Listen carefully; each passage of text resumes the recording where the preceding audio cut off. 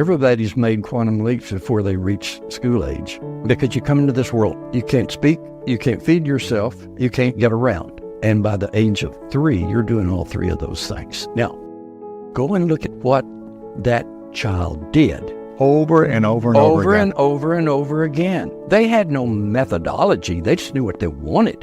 And they were willing to make mistakes to show them the way there. It's that process of being willing to take new risks, change your modus operandi, fail your way to success. I think you gotta have a dream. The School of Greatness. Really? Yeah. Please welcome Lewis Howes. What is a quantum leap in the first place? Can you explain that and define what a quantum leap is? And then we'll talk about how people can create that in their life. In 1974, I moved from Chicago, the firm I was with there, to Dallas and started my own company. And then at the end of the 1970s, I decided to change our game and make a quantum leap. And In your own business? in my own business. So what were you doing then? You were working with corporate clients at Yeah. a certain rate, and you had a certain amount of clients, making a certain amount every year, maybe incremental gains. Exactly. Year after year, And it was 5-10%. nice. Yeah. You know, business was going well, but I realized that, well, what I was seeing on an individual executive level in terms of the quantum leaps, there's vast differences in terms of people's achievement levels. Companies would do the same things. Because let's say you got company A, $500 million company, 7% annual growth, okay? And it's doing good. Company B, about the same size, might be a competitor, and it's $500 million company, and it's growing nicely. But then one day, Company A goes out and acquires Company C, and it doubles just like that. And I was just fascinated by this because it met all of the things I wanted to do. Mergers and acquisitions are the big table. That's the big game. It's the biggest game in business, and that's where I wanted us to play. And so I had set this quantum leap goal for us, which was absurd, which I think really good quantum leap goals are. They're crazy. They're kind of crazy. They seem like unrealistic. Yes. We shouldn't be going after this. Right. Who are you to think you can do this? But I said, we're going to be number one merger integration experts in the country. Wow. And we were in 6 years. I had no business setting out that kind of a goal. And people think, well, I don't know how to do this, so I can't do it. They focus on the means, not the end. Right. And so it's like, well, I don't know how to do that, so that obviously I can't do it. But anything of significance that a person has achieved over their life, they didn't know how to do it when they started. That's true. A quantum leap is one of those things that's dead solid perfect within the realm of possibility for you. You just haven't done it yet. But it's a real stretch goal. And the thing about it is, if you set your goal right, it forces you out of your current modus operandi. If you set your goal correctly, how do you know how to set your goal the right way in order to create a quantum leap in your life? There's several things about goal setting that I think are real key points. If you're shooting to make this kind of an exponential leap in performance, so then first it needs to be a serious stretch goal. You need to scare the horses, It needs to scare you. Yeah. You need to be like, there needs to be, but secondly, it needs to be a goal that it needs to be a love story around that goal, I think.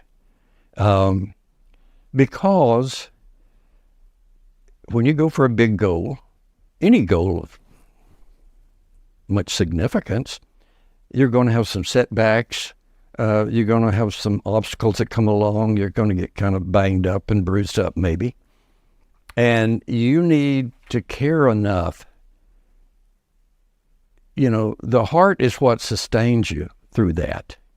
And so people talk about a passion for this goal, and I think, well, that's a fine word and it fits. But some people say, well, I just don't have that passion. Well, you just need to care for it, or at least be committed enough to it that you say, I'm going to stay the course. I will put myself out there. And I think that it needs to be your goal, not somebody else's goal for you. Not a should or ought to goal. I think the fundamental mistake that a lot of people make is they don't believe in themselves enough, and they don't reach high enough. Who is it? Astro Teller, who is the head of Google X, their innovative arm, that said 10% can be as hard as 10x. A 10% improvement, not necessarily any improver. Small acquisitions were every bit as difficult to make work as the big ones, which is kind of a counterintuitive thought. I mean, normally people don't go out with their mind drifting down that path.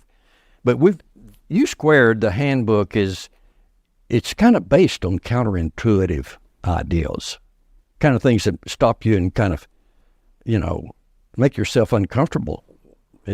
That's one of the points. Well, why would I want to do that? You're an athlete. If you're not willing to make yourself uncomfortable, you got to get off the field. Absolutely.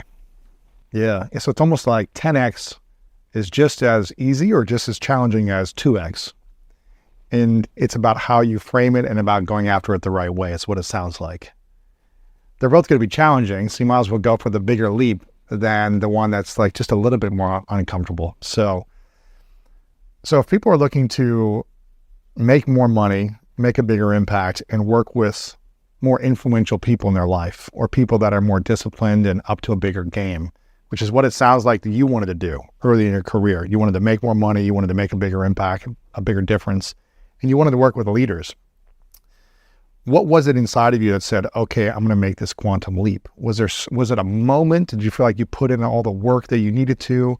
Was it an awakening? Was there a breakdown you were facing in your life where you said, okay, I'm not happy with incremental growth year after year in my personal or professional life?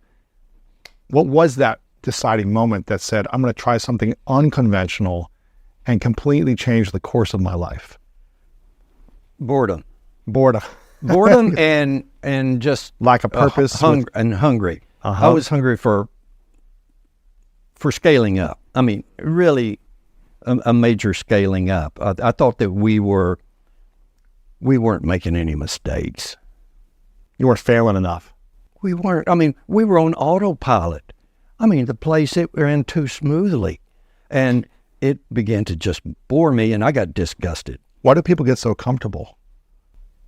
Why did they get so comfortable? Yeah, when they used to have quantum leaps, from crawling to walking to running and then it's just kind of sitting. People are so different. I mean, they're so alike too, but they're so different. And some people just have a much higher need for achievement. Some people have a much higher energy level, and some, on and on and on. The human needs might be different. They're just different. Yeah. Some people want growth. Some people want achievement. Some people want contribution. Some people want a job that they want to nurture other people. I got a PhD in psychology. I did a year-long clinical internship. I worked on a psychiatric ward. That is not, and I knew from the word go that was not where I would end up. It just, but you got people, they're drawn to that, and that's the wonderful thing about the world, the difference. But the truth is, I don't care what direction a person is drawn. They can make quantum leaps in that zone. Whatever their strike zone is. But I don't really spend a lot of time, I guess, trying to talk people into making a quantum leap unless they have something inside. Just they've got to want it. Gnawing at them. They got to be hungry. They got to be, anxious about something changing. They got to want to change. They do. Because some people know they want something more, but they don't know exactly what it is. Yeah. And so they're in the uncertainty of, well, I'm not sure which direction I should go in. And here's another problem I see is people have too many passions. I've got this idea and this idea and this idea. Which one do I choose? And when someone has 10 different passions or different roads that they could go down, how do they know which one they should go down? That want to factor, that's the X factor. And, people talk about willpower. Well, I want to talk about want power. What does that mean? It's want power is how much do you want this thing? Again, how much are you in love with this ideal? I do think that there are times when we're kind of directionless, or a person certainly can be.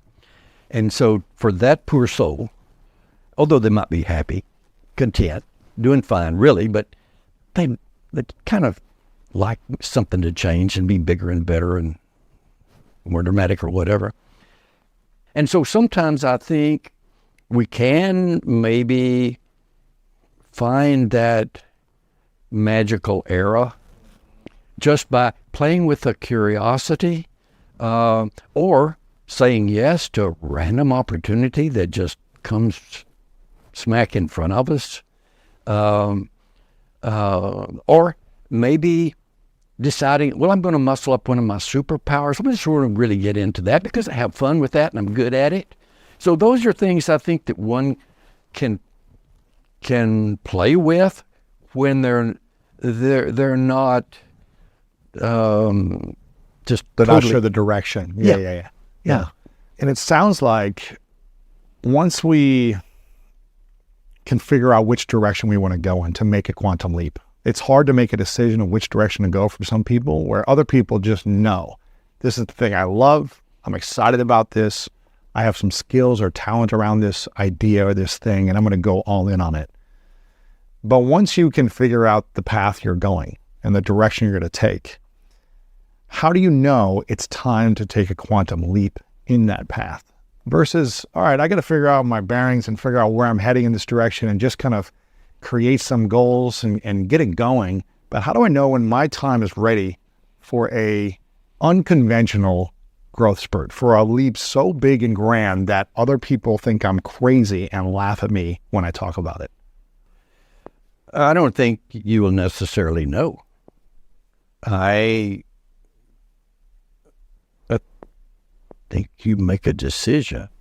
One of the chapters in the U Squared Handbook is make your move before you're ready. I'll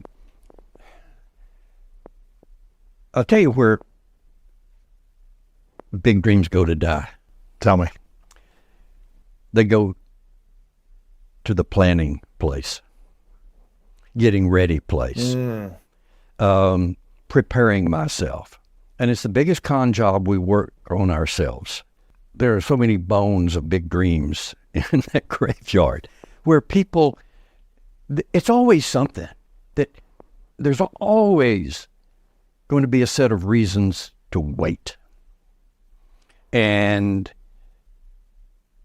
it's like Gilda Radner, that line of hers on Saturday Night Live, it's always something. Well, it is. And so when are you going to take the risk? You pick 10 people at random, and I'll bet $100 that we can find quantum leaps in every one of them. Really? Oh, yeah. And if you stop and think about it, everybody's made quantum leaps before they reach school age. Because you come into this world naked. You can't speak. You can't feed yourself. You can't get around. And by the age of 3, you're doing all 3 of those things. It's true. It's pretty incredible. Now, go and look at what that child did. They were willing to fail. Over and over and over again. And over and over again. They had no methodology. They just knew what they wanted. And they were willing to make mistakes to show them the way there. And it's the same thing when they learn to ride a bicycle, when they learn to swim, when they learn to run as opposed to walk. And so those are all, that's not an incremental thing. You can't crawl fast enough to become a walker. You got to change the game. It's a totally different game. Wading is W-A-D-I-N-G, and the water is, you can't wade fast enough to swim. And so it's that process of being willing to take new risks, change your modus operandi, fail your way to success. You talk about seeking failure in one of the chapters of U Squared, and in another chapter about suspend disbelief. I loved a few quotes in this because I believe self-doubt is the biggest killer of dreams. It's what holds us back from taking the steps necessary to fail often, frequently, in order to make those big leaps. And in your chapter on suspend disbelief, you started with saying, act as if your success is for certain. Most people will have so much doubt. Is this possible? What happens if I fail? What happens if I do succeed? The pressure. What about all the judgment I'm going to get from the actions and the failures? And you say, if you must doubt something, doubt your limits. I love that line. And one other line that really stood out to me is, your doubts are not the product of accurate thinking, but habitual thinking. And when I read that, I was like, wow, this is so true. It's not a product of accurate thinking. It's of habitual thinking. We've been thinking limited consistently. And this habit of thinking limited keeps us in a limited state of being, a state of mind, as opposed to accurate thinking, what is possible. We don't step into that enough. And this whole chapter really opened up for me because my thesis in life is self-doubt is the killer of dreams. And when we can learn to believe in self, which is something you talked about here as well, needing to believe in yourself, it needs to be your goal, and you need to have a love story around this pursuit. But if we can't learn to believe in self, it's going to be hard. You can love the idea of your goal, you can have clear goals, but if you doubt you, your dreams are going to die. And I think that's a challenging thing for people to say, well, how do I learn to believe in self? How do I learn to have accurate thinking, not habitual thinking? How do I, learn to doubt my limits as opposed to doubting myself? And how do I learn to act as if my success is for certain when I've always doubted me? What do you say to that statement? Yeah, it's a killer question. Well, you get to choose how you behave. To heck with your thinking. Let's say your thinking is what it is, and it's riddled with doubt. You're ravaged with doubt. You still get to choose how you behave. And you can act like you've got what it takes. You can. You can do it. Yeah. It's not easy, and you can feel like I'm faking this. Oh, am I ever faking this? But the best actors in Hollywood make a lot of money. Exactly. And they're playing a role. Yeah. They aren't that role. That's right. That's not who they are in their normal life, but they're playing a role, and the better you can act, the more money you can make in Hollywood. Well, it was George Burns or someone that said something about, I won't get this precise, but it's something like authenticity is the key. If you can fake that, you got it made. right. But so that's one thing, and just go against everything that's going on inside you, because most people are not going to know. But there's another thing. Manage your remembering. What does that mean? Your memory of painful Yeah, moments? what you go back and what you dwell on. When you go back over the years, I mean, I can go back and just like that.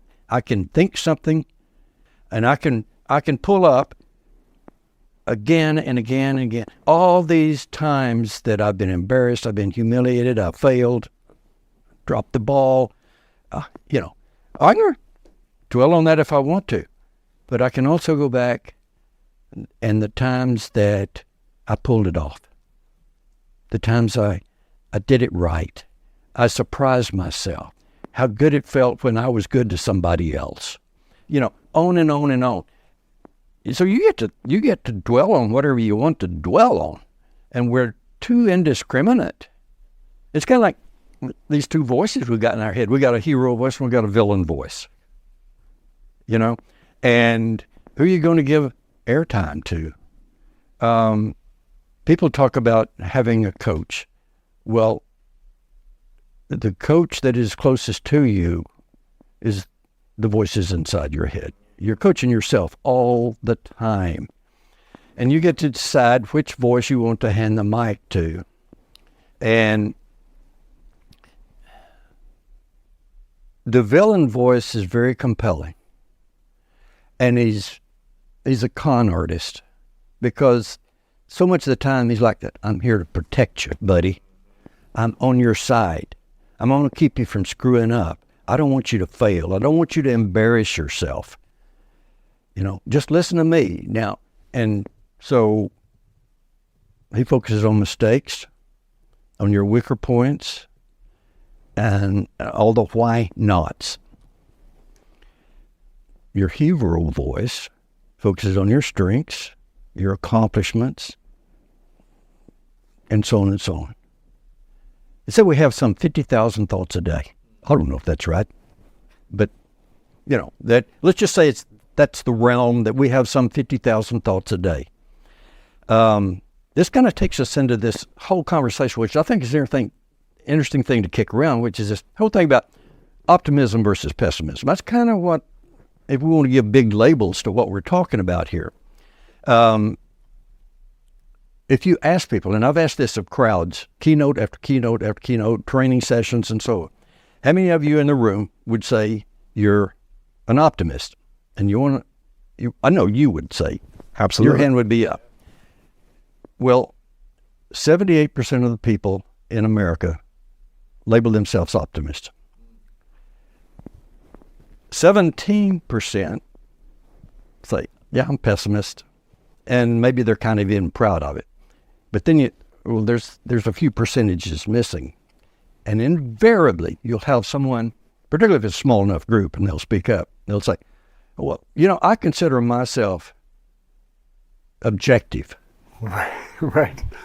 I'm not really optimistic. Well, they're pessimistic. They're the pessimists in wolf clothing, typically. But the split, really, in the United States is 50-50. And so you've got 50 to 78%, you got 18% of the people that are being a little generous with themselves. And so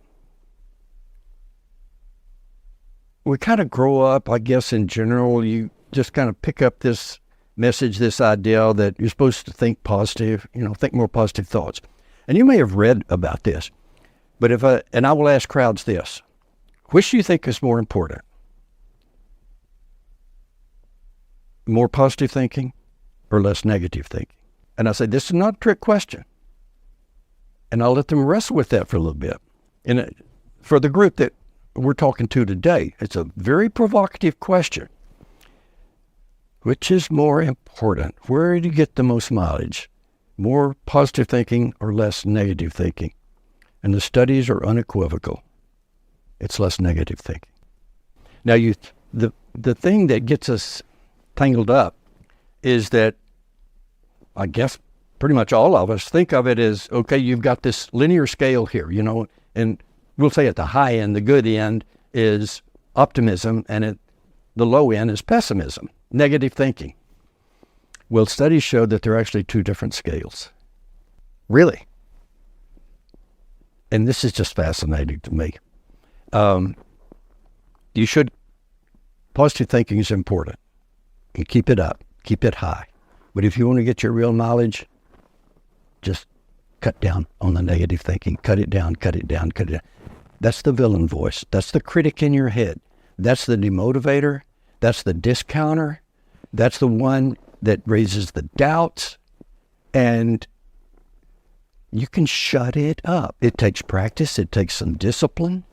But people say, well, I think I'm aware of my negative thinking, but they're not.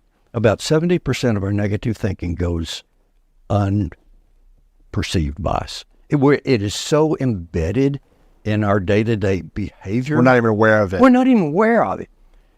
About 70%. It is so much just ingrained in the way we go about living. It's habitual thinking. Yes, and so let me tell you how it shows up. I'll talk about the 5 C's. Okay. Okay, the sneak attack of the 5 C's. Okay, the first one is complaining. Grapping. You know, it's too hot in Dallas. Well, it is, Yeah. but that's not going to change if I gripe about it. Okay, so the first one is complaining. The next one's criticizing. Well, the grid went down today in Texas. We had brownouts. My air conditioners, and like there's always someone to criticize. So we've got complaining, we've got criticizing. Next one is concern. And I'm not talking about being empathic here and having concern for some other person. I'm talking about garden variety worrying. I'm concerned about this. Well, I'm concerned about inflation. Well, I'm concerned about, the news. All right. The next one is commiserating. Commiserating. We come in and I sit down with this person and they start their C's, their C talk. They're complaining. They're And I say, frustrated. I get it, man. Yeah, I understand. I'm not doing anybody any good. When I start commiserating, I'm not doing anyone any good. It's destructive to both of us. And then the last one is catastrophizing, which is just when you're really down, you just blow things all out of proportion. But those things sneak in. If you start watching people, watching ourselves, how much we do this, and of course, we're surrounded by so much negativity. You listen to the news, you get on social media, and on and on and on. So we got to learn how to cut out the negative thinking versus adding more positive thinking. Because you can keep adding positive thinking, but if you've got dirty water in the water, it's still going to be dirty. So you got to remove the dirty, the challenging thoughts to have more pure energy, cleaner energy that can make you more effective, more efficient. Beautiful, yeah. Yeah. Now, here's what's interesting. So we're talking about making a quantum leap. We're talking about change. And really, if you said, what are you all about, Price? What, your life, where did you point yourself? Well, I just got caught up in positioning people to do more with themselves. There's so much out there, and people have so much potential to do things with themselves. Let's arm them. Let's position them to do what they can do with themselves. You said there was 2 different scales. One is about optimism and pessimism, essentially, right? Is that what the 2 different sides of the spectrum? And you were saying that if we want to increase our confidence, if we want to increase our belief in self, one of the things that we can do is start removing pessimism, negative thoughts, negative thinking from our life. But a lot of people might say, well, Price, that's great and all, but that just sounds a little too woo-woo-y. That sounds a little too fluffy for me. Just be more positive. Think more positively. Is that really going to help me create more quantum leaps? And shouldn't I have some, critical thinking and really, question and doubt things? Or is that just being, am I being too negative if I do that? Okay. When someone decides they want to make a quantum leap, they're talking about major change. Now let's talk about what happens when change hits. In this case, self-imposed change. Now, I've seen this for decades in organizations where it's major change. You're being acquired. You're being merged. You're being downsized. You're being restructured. Okay? And so it's self-imposed when we're making quantum leap. But the same dynamics come into play as when the world, our world, the company we work for or whatever, the organization that we're stuck in, all of a sudden takes a hard right turn. So here's what happens when change hits. the first scan is for danger. That's how we're wired. Danger. Whenever there's change, it feels like there's danger. Yeah. What could go wrong here? How could I get hurt in this deal? What's going to happen to me? And all of these me issues come into mind. So, who was it? John Dryden said, self-defense is nature's oldest law.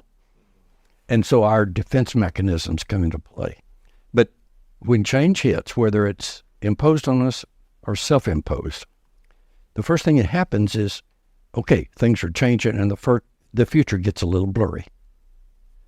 So we got a new dose of ambiguity and uncertainty, okay? And people vary greatly in their tolerance for ambiguity. The second thing that happens is the trust level drops in an organization. You're going to change yourself, make a quantum leap, the trust level in yourself drops too. The villain voice goes crazy with that. So we got the ambiguity and uncertainty, the drop in self-trust, and then self-preservation takes over as a driver of behavior.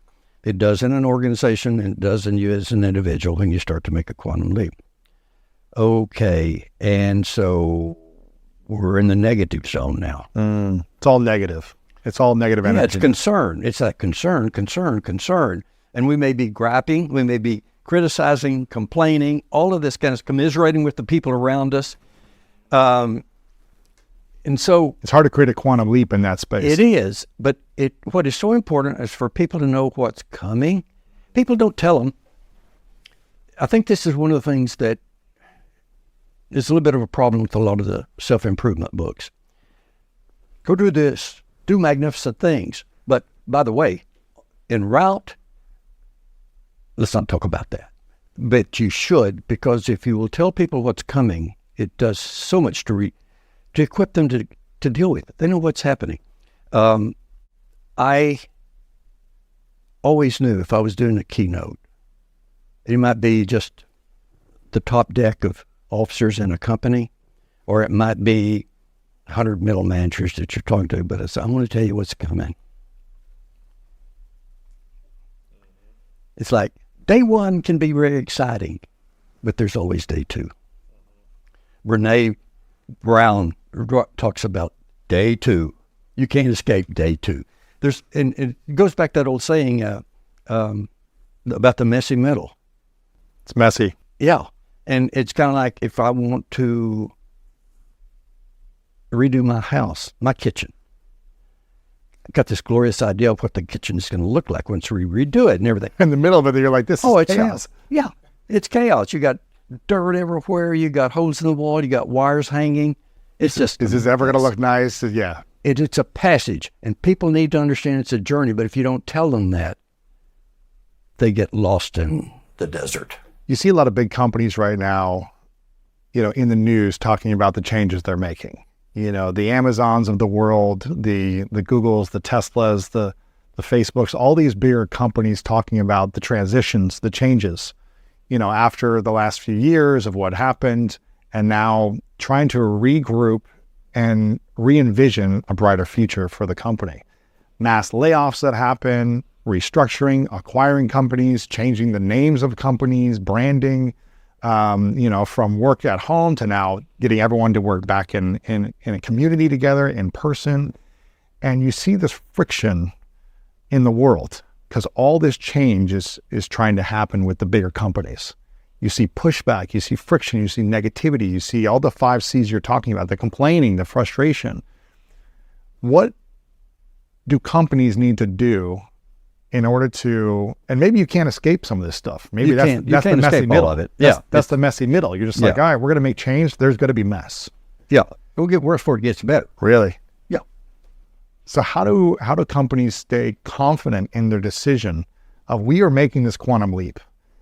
Whether they're communicating to the thousands of employees or to their customers globally or just internally, how do they stay confident when the mess is like, this is chaos and people are unhappy and people are complaining and quitting and, talking to the public and the news? And how do they stay committed to the vision without being rattled too much and stay positive and eliminate the negative thinking? How do we do that when it seems like people are against you? Yeah. And this could be for big companies or for an individual. Yeah, absolutely. You can play this out on an individual level as well. What you're talking about is resistance. Daniel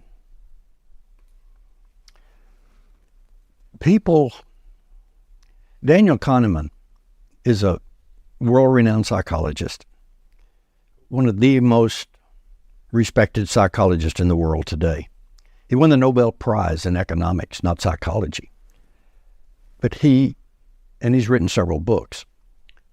But one of the things that is, again, just one of these killer insights or things that the research that he conducted found was that as humans, we weigh losses twice as heavily as we do gains.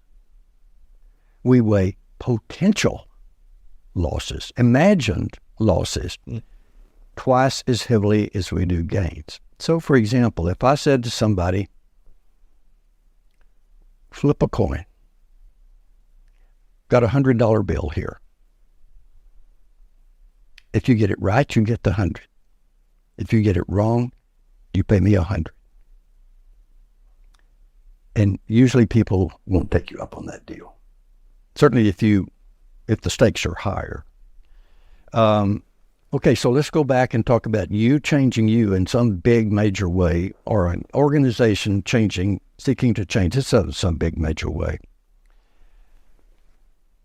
People immediately, they're focusing on the negative, remember. You've got self-defense working overtime, self-preservation going like crazy, and people are sizing up all the ways they can lose in this proposition. You need to have, in neon lights, a picture of the promised land, for one thing. Yeah.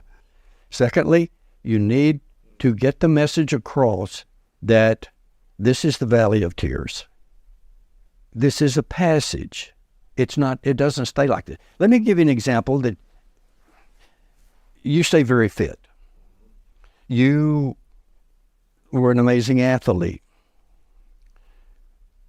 When, let's say, if you or I or anybody goes to the gym and we're going to do a new workout routine. Okay, this week I'm up in the iron. And it's not just that, I'm going to do 3 sets of squats instead of 2, and so on and so on. Well, you come out of that sore. Okay? But you don't think, well, if I keep lifting like this, I will live sore forever. But you don't. You develop the muscles. You work through it. Well, in change, or as an organization or as an individual, you go through psychological soreness. And people need to know that this is a passage, that these are the rites of passage, Right. that you go through to something greater. If you're a good executive, you will get before your people and you level with them. So it's going to be painful. It's going to be messy. We're going to make some mistakes. But look, we've got to do this. We need to do this. And look what it's going to be like. And you have to sell the milk and honey, and as an individual, you've got to keep your eye on that magnificent obsession that represents your quantum leap goal. You've got to live with that thing. You've got to make love to that thing. You've got to, so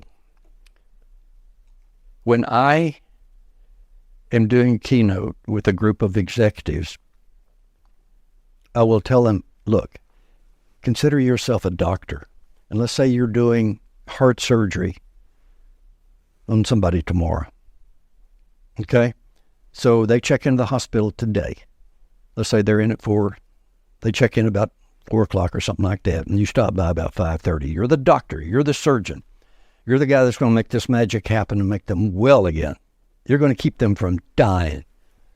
So you go in and you sit down with the family. and you say, how you doing? Look, we got this. Now, I want to tell you how tomorrow's going to go. About 7 a.m., the anesthesiologist is going to come in. And they'll probably give you something so that you're not nauseous when you wake up. And then they're going to give you, they put in the IV and they're going to do this, and you will get to 30 before you're asleep. And so you'll go into the operating room and you'll be in there X period of time. When you're through, you'll go into recovery, and I will go and tell you folks how it went. Okay? This should be a lay down. Okay? And then after, I'd say by 10 o'clock, 10:30, we'll have him back in the room and you'll be able to talk to him. Now, I want to tell you, we're going to have you out of the bed and on your feet tomorrow afternoon. Okay? You won't feel as bad tomorrow afternoon as you're going to feel the second or third day. But you're going to be back home with so-and-so, and this is the way it's going. They tell you what to expect. And it is amazing because here's what happens. The doctor's credibility goes through the roof. The patient, that diminishes so much raw terror. What fear. could have happened? Yeah. And the next morning when it just goes just like clockwork, just like he said. Okay. Felt better, then I felt worse, and then, yeah. And we need to tell ourselves that kind of thing. It's so hard, like you said, because we remember a past that is painful. And if we can learn to manage your remembering, like you said, and not focus on those painful moments that stick out in our minds as these crippling moments from childhood, but think about all the growth and all the opportunity and all the goodness that came when we did put ourselves out there instead, and we focus on those, when we manage your remembering, like you talked about, it gives us more faith and hope for a greater future in these challenging times. And I think that's a hard thing to do if people have never trained how to do it. So I love that you're talking about this, because it is all in the managing of our mind, of our memory, of our remembering. And, as Dr. Joe Dispenza talks about, he says, remember the future. Isn't that a great line? It's a great line. You talk about manage your remembering. He talks about remember your future, of like, imagine this quantum leap that's going to happen and focus on that. Sure, there might be some bumps and challenges and adversity and friction, but focus on the end and fall in love with it. You talk about falling in love. And the first line of this chapter on falling in love, you said, quantum leaps won't happen if you're living life with a lukewarm heart. It's hard to really get exponential growth if you just don't care about it that much. If you're like, well, I want to work hard because this person wants me to do it, you're probably not going to enjoy the process as much as if you fall in love with it. Fall in love with the pain, the problems, the friction, all of it. And that love story at the end that your dream is connected to. And that's what I love about this. You bring in the emotion of love and that feeling behind the pursuit of what we're going after to it. Not just let's set goals and make money and accomplish things. It's love your life, manage your remembering, and really pursue it all in. And I love that about this book. Was it that line, the world isn't changed by people who sort of care. Who sort of care. Sort of care. Yeah, I sort of care about it. Yeah. A little bit. Yeah. It's not going to Just change. got it, does it? Yeah. You got to really care. You got to, and here's one thing. People say, well, what if I don't have the support? What if I don't have the team? What if I don't have good mentors, or I didn't go to the good education, or, my partner doesn't support me in going after this quantum leap? How can someone navigate that? All the things are stacked against them. How can they overcome that to creating a quantum leap? And how can they tap into or rely on the unseen forces when it seems like they've been dealt a bad hand, they don't have many options, and everyone is against them? How can they create that abundance factor, that quantum leap with all this? Have you run across this book by Maria Konnikova called The Biggest Bluff. Yeah, I had her on the show. She's great. She is great. And the thing I love is that story she tells in the book about this study that she did. Well, actually, I guess this guy named Ingo Fielder, I think he was an economist or something again, but he does this study of, he studies poker hands online, hundreds of thousands of them over a 6-month period. And what he found is that the best hand, having the best hand, won only 12% of the time. Isn't that crazy? It is absolutely crazy. So the vast percentage of the time, it was the best player. And so I think what we're talking about here is, and what I'm trying to do in U Squared is, here's how you play. There are always going to be constraints, always going to be limitations. And if we can hack that and use them to our advantage, because so much of the time, well, we need constraints. Sometimes I'm going to try to write a blog, and I can't figure out what in the heck to write because, well, there are too many things. But if Kim, who's over our publishing wing, if she comes in and says, I would like for you to write a blog about X. Oh, it's a funny. All of a sudden, I've got some constraints. It's boxed. And she says, and we need it by day after tomorrow. And, It can only be this many words. Yeah. And yeah. yeah. And it can't be like anything you've written before. I don't know, but the constraints, we're pretty helpless without constraints. Yeah. Having structure actually allows you to be more creative and more artistic in my mind. Yeah. And if you're just like, okay, paint me a painting. Here's a canvas, like, go. It's like you don't know you can do anything you want. But when it's like, I want you to paint with oil or acrylic or pencil, and I want you to paint this specific thing in your own style. Then you have some direction, you have some borders, some guideline where you can be extremely artistic. It's kind of funny. And really, that's what goal setting does for us as an individual. It gives us direction. It gives us some framework. Here's the sandbox. Yes. Here's this glorious sandbox. Go play in it, yeah. But most people are trying too hard. People are trying really hard. They say, and I learned this in sports growing up. So there's kind of a paradox to this because there needs to be consistent effort. There needs to be effort over time. You have to be consistent in showing up. You can't just show up once in a while and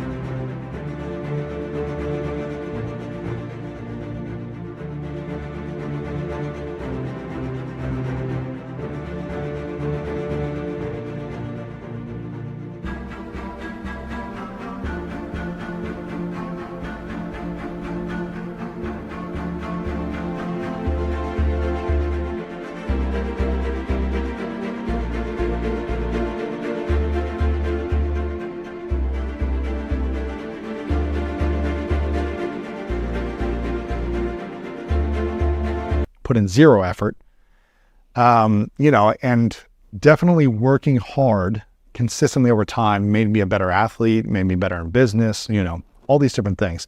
But here's a story from your book that I love that I'm going to read. It's a true story. It says, I'm sitting in a quiet room at the Microsoft Inn, a peaceful little place hidden back among the pine trees about an hour out of Toronto. It's just past noon, late July, and I'm listening to the desperate sounds of a life or death struggle going on a few feet away. There's a small fly burning out the last of its short life's energies in a futile attempt to fly through the glass of the window pane. The whining wings tell the poignant story of the fly's strategy. Try harder. I'm just going to push through this window. And we've all seen this story. We've all seen and witnessed flies just pounding against a window, but it's not working. The frenzied effort offers no hope for survival. Ironically, the struggle is part of the trap. It is impossible for the fly to try hard enough to succeed at breaking through the glass. No fly will ever be able to break through that glass. Nevertheless, this little insect has staked its life on reaching its goal through raw effort and determination. The fly is doomed. It will die there on the windowsill. And across the room, 10 steps away, the door is open. 10 seconds of flying time, and this small creature could reach the outside world it seeks. With only a fraction of the effort now being wasted, it could be free of this self-imposed trap. The breakthrough possibility is right there. It could be so easy. You go on to finish the story, and you talk about why doesn't the fly just turn around and see a different possibility 10 feet away and just fly into freedom? And he doesn't. Or she doesn't. This fly doesn't do this. Most of the time, it never happens. Why is that reflective to human beings? Where we see a wall, we just try to push through it. We just hurt ourselves. We just grind it out. We hustle harder. But all we need to do is turn around or do a 360 and see a different possibility and walk more effortlessly towards our desired future and our desired vision. But at the same hand, there is effort and consistent hard work that creates results as well. So how do we think of that paradox and move towards something in an unconventional way rather than a conventional hard way? Well, you highlight a real important thing here in the book. Selective persistence is very important.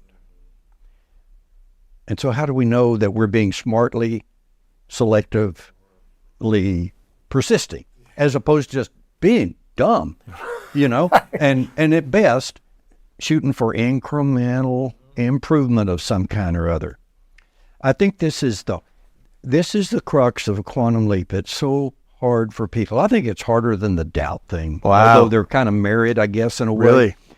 It is so hard for people to change their approach. It's easier for somebody to start something brand spanking new, like we're going to start a rock and roll band. Well, that was outrageous. That's unconventional. Yeah. I mean, that was a rabid dream of some kind, but it wasn't like changing from something else in that same genre, so to speak.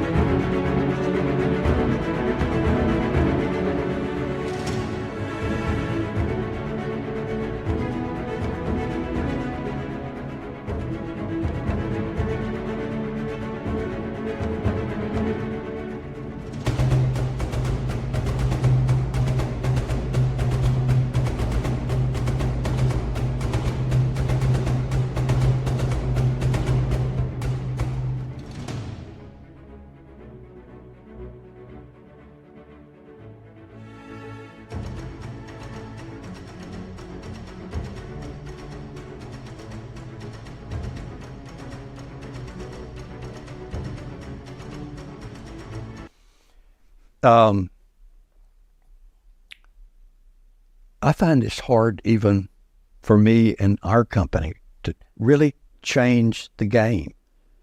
That's why your goal needs to be really, really a stretch goal. Because if it requires it. There's no way on earth I could do it with this same approach. And so it forces innovation, it forces creativity, it forces you toward the fast lane. And then people fall into that thing of, I don't have this, and I don't have this, and I don't have this, and that's okay. We're teaching you how to play the hand. Your cards suck, but man, you've got good enough cards if you will play the hand right. Right. But I think that really is a tough one for people. Really what you're asking them to do is take a new set of risks. And immediately what happens? Just like Daniel Kahneman says, we start weighing the losses heavier than the potential gains. Well, if I did that, God, the downside, what if I did this? What if I lose it all? What if I lose it all? Or what if I make an absolute idiot of myself? What if my mate leaves me? You know, I don't know. And we go into that catastrophizing stuff usually, and we lose sight of the goal. We quit romancing that stone, okay? You know, and so it's a tricky thing, and it goes back to that core issue you talked about, Louis, of self-belief. And we're asking people to become childlike again. Ooh, man, I love this. Why are people afraid to become childlike when they're adults? I guess part of it is this thing they've gotten to the point where they don't bruise and scrape themselves as much. And they become more self-conscious. Kid doesn't give a damn that it's got food all over its face. It's learning to feed itself, you know? And the kid, let's say it can wade, but it can't swim. It wants to swim. My big brother can swim. All my friends, they can swim already. This sucks, you know? And so they strangle themselves. I mean, they get strangled, they choke, and all this kind of stuff, and they're splashing water everywhere, but there is this fierce determination to pull it off. There's another thing that I love. I wrote a blog some time ago called Naive Ambition. I love it, and that's what we see in younger people. Is that That was you with the rock band. Yeah, exactly. Like, I'm going to go be a top 100 Billboard in a couple of years. Yeah, and a willingness to take new risks. And if the thing is, we don't study the downside of the way we're doing it. We don't identify the risks that we're taking now, because they're just part of our lifestyle and our everyday habits. Yeah. But we're taking some real stupid risks, because we hadn't started the rock band. I was risking, well, I wouldn't have been as popular. I would have never had a record that made the top 100. You know, and on, the joy that we got out of that. If we could have kept on doing in my company the same things that we were doing when I started the company, we took some risks, set outrageous goals. But anyway, it's hard for people. It's really challenging. Yeah. Vince Lombardi has a quote, I think this is it, where he says, if you're not fired up with enthusiasm, you'll be fired with enthusiasm. Yeah. Another quote is, the world makes room for passionate people. And I love the meme that I've seen online of a baby, in diapers trying to walk. Just a photo of a baby. And the meme says, a child falls 1,000+ times while it learns to walk. And it never says, when I'm falling over and over, maybe this walking thing isn't for me. The baby never thinks that. The baby just keeps trying to get up and walk, even though it smashes its face and scrapes its elbows and, falls over and over in front of others. It doesn't stop trying to walk. And it doesn't think, this isn't for me. Yeah, and it doesn't stop to think, I don't know how to do this, obviously, so I'm going I to stop. can't do it. Yeah. It keeps That's going. ridiculous. There are so many things that you're capable of doing that you don't know how to do. I think I said this earlier. The anything of significance that any of us have pulled off in our life, we didn't know how to do it initially. I didn't know how to drive before I started driving, and you learn how to drive, and we could go on and on and on. And it's bizarre how we reach the point of we won't put ourselves into that cockpit again. It's just, We get scared. We get comfortable and we get scared. I think it's psychologist R.D. Laing that said, if I don't know, I know, I think I don't know. Say it again. If I don't know, I know, I think I don't know. How interesting.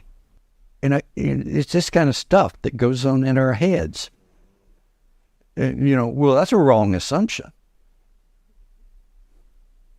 But it's kind of how people go around living. Yeah. How do you keep that childlike energy inside of you at this stage of your life? After, decades of being in the work and researching and psychology and writing books and having a lot of success and transforming your business into different things and, just continually evolving as a human and a business leader, how do you stay childlike and not get too comfortable with just, I'm just going to go incremental now? Well, first of all, I'm guilty.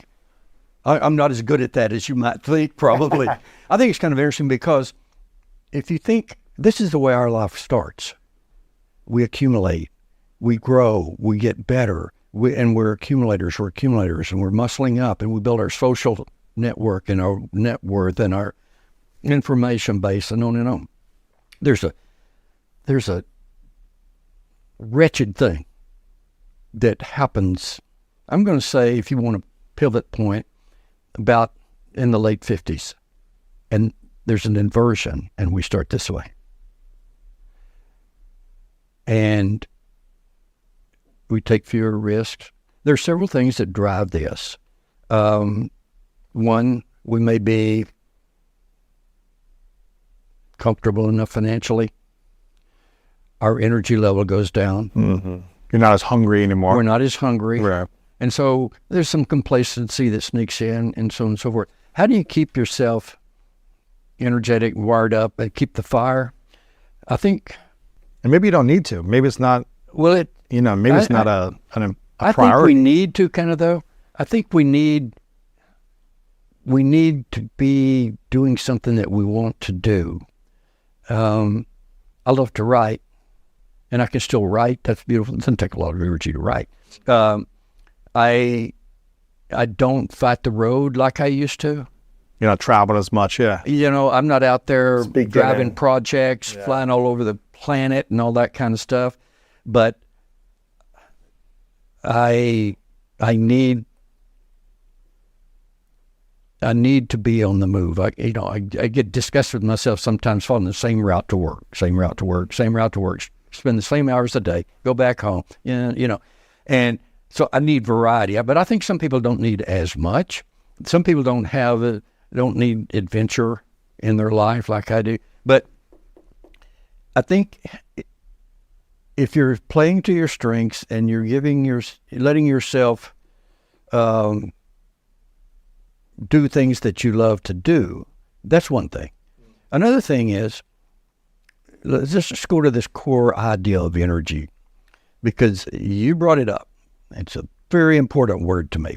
When I was with the firm in Chicago, this firm called Management Psychologists, I'd gotten my PhD. I'd finished up my time in the Army. I was an officer. I was in the Pentagon, and I can make that sound really cool. But anyway, I was starting with this firm in Chicago, and we were doing management executive assessments, like I said. And early on, when I was doing this, the head guy would come in and he'd say, okay, let's talk about this candidate, and I'd be saying, okay, here's how he stacks up here, and here's how he stacks up here, and I think he's a good candidate, bad candidate, whatever. And he would say, well, Price, what do you think about his energy level? And I'm like, what? I'd never even thought of the term or anything. He says energy level. And time again, I've heard this guy say, he was a very astute psychologist, a very smart man. And he said, in my professional opinion, the single most important factor for success in the business world is a high energy level. He ranks it above everything. Looks, brain power, intelligence, yeah. social skills. It wasn't that he discounted some of these other things. There are a lot of things that come into play. We know that. But he said the number one thing. And so I was intrigued by that. But I started watching it because I've evaluated hundreds of execs over the years. And then when we started doing merger integration work, I was studying companies more. And I began to look. I think that the corporate energy level is the most overlooked asset or factor when people talk about corporate culture. People don't pay a bit of attention to it, it seems like. When I think about this, if you go to the dictionary and you look up the definition of energy, get this. The formal definition, the physics definition is the capacity to do work. I think that is a beautiful line. Well, why do we hire people? Why do we promote people? For their capacity to do work. Right. If they don't have the capacity to do work, we fire them. We demote them. We pay them less or whatever. The capacity to do work. Okay. So how do we maintain that energy? Yeah. Well, if you stop and think about it, when there's no energy, everything stops. It dies. It dies. The machinery stops. The human being stops. Everything stops. And the people with lower energy, I saw them. They just weren't as big an achievers. They might have killer brain power, but the energy level wasn't there. The motor, their metabolic rate, whatever you want to call it, it wasn't there. I think some people just come more gifted than others. I'm convinced of that, first of all. Some people come with a 4-cylinder, some people come with a 12-cylinder, okay? Some people, they come with a good, strong engine, but they put low-octane, watery gas. They don't eat right. Some don't keep their motor tuned. They don't work out, They just don't stay fit, and the energy level goes down. So I think that you used the word friction earlier, and there is a good side to friction, as we know. We need friction in life. I mean, that's what's going on when you're pumping the iron or you're doing those workouts on the gridiron or whatever. And you have to use muscle to build muscle. And it's kind of like you got to spend money to make money. And so some friction is good. You need something to be responsible for. Studies have found that in nursing homes, give this elderly person a plant that they've got to take care of. They live longer. Really? Yeah, I'm talking about living longer. There was a study, and we were talking about optimism, pessimism. There was a famous 50-year study of nuns, one of the best longitudinal studies ever.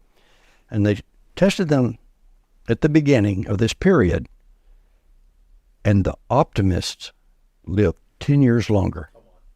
10 years longer than the pessimists. And so what this says to us is that pessimistic thinking is more dangerous than smoking. Wow. Because smoking, if you don't smoke, well, if you do smoke, if you're a man, it takes 5.5 years off your life, so they say. That's the last statistics I saw. If you're a woman, it takes 7 years off your life. I don't know why, but those are statistics. So, I mean, if you don't think it's important to manage your mind, to manage that mental traffic that's cruising through your brain, it's a longevity game that we're talking about here. It's huge. I want to check out that nun study. That seems interesting. Yeah. 10 years, people lived longer by having more optimism than pessimism in the 50-year study. That's incredible. I believe it, though. When I see people that I was talking about this morning, there are some people that I know who are more rigid in their thinking. They are more guarded, closed off, less forgiving in their way of being and in their energy. And they seem to have more pain physically, more chronic illnesses, they get sick more frequently, catch a cold more frequently, things like that.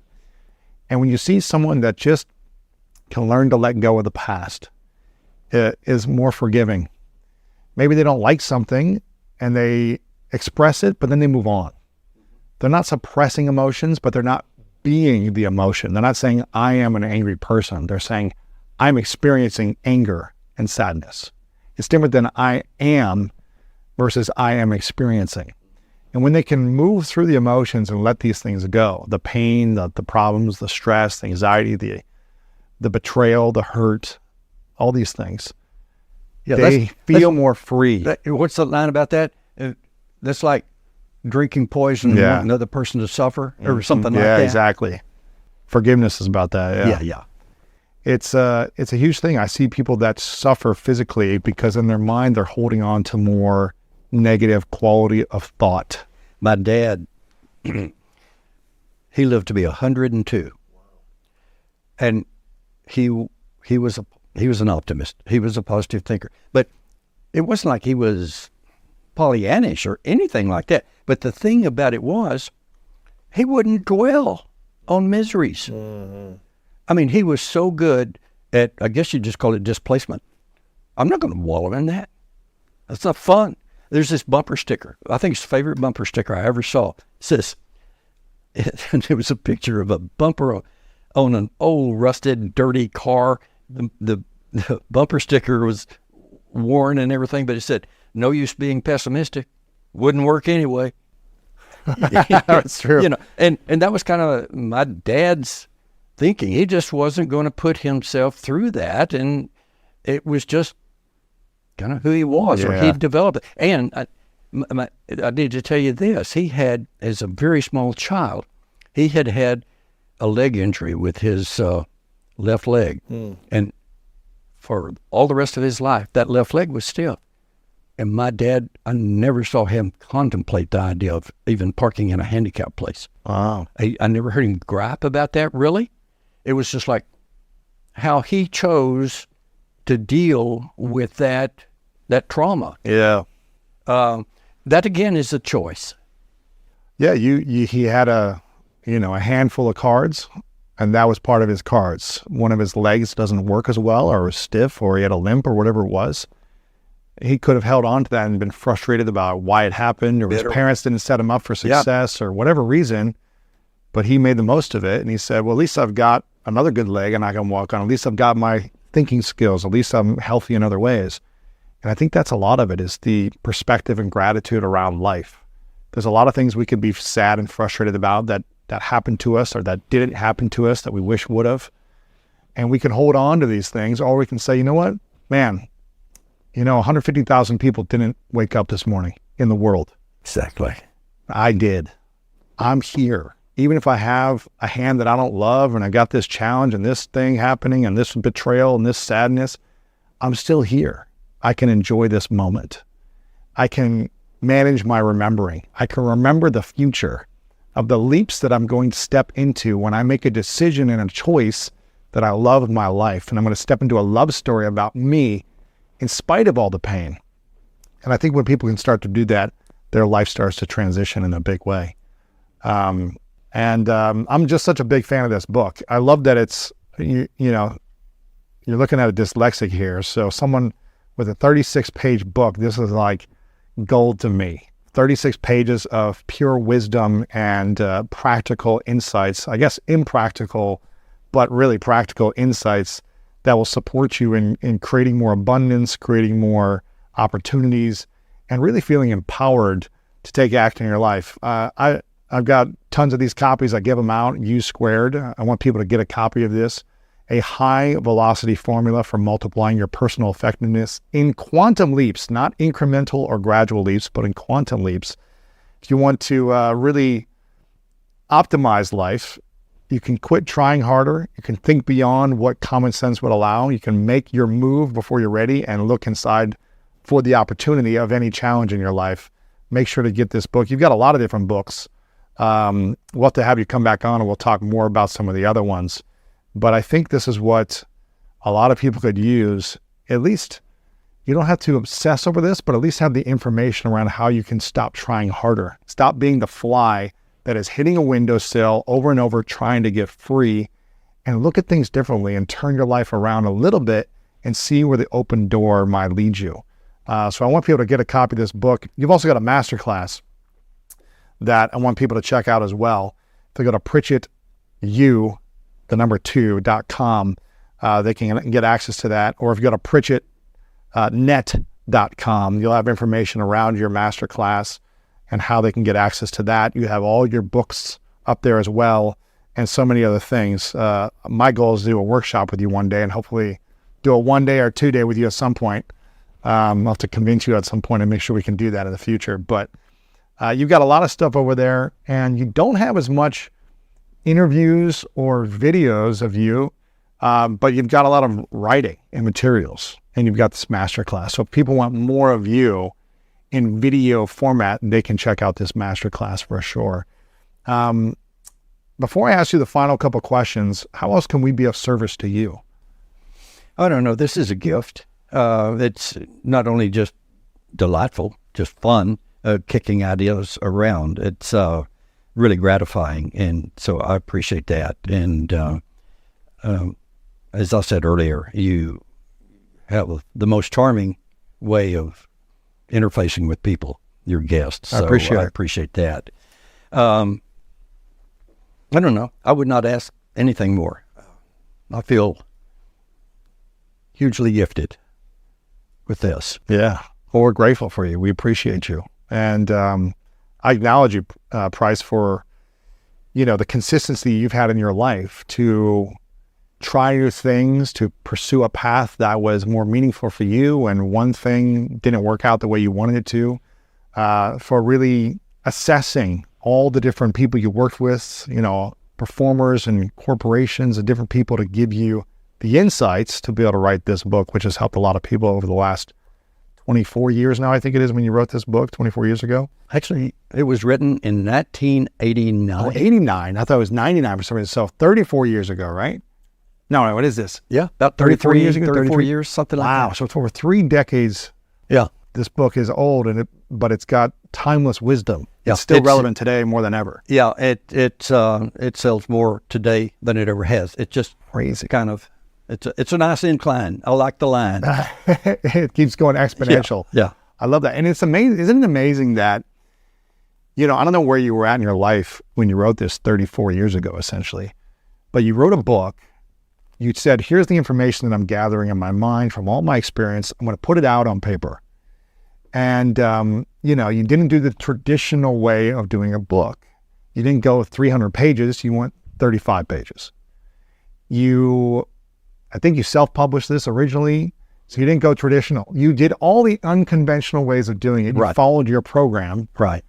and it continues to serve you 34 years later, which is cool to see that one piece of content continues to serve you, but also impact hundreds of thousands of people 30 plus years later. That's amazing. That's fine. That's incredible. Well, I want to again acknowledge you for your wisdom and for being on the show and for sharing so much of the insights that you have. It's really making a difference on my life, my business, and on so many people's lives. So I'm very grateful for you. This is a question that I ask everyone towards the end. It's called the 3 truths. It's a hypothetical question and scenario. Imagine you get to live as long as you want to live, but it is the last day on earth for you. You get to continue to create or actualize things as you want. But for whatever reason on this hypothetical scenario, you have to take all of your work with you on your last day on this earth. So the lights go out.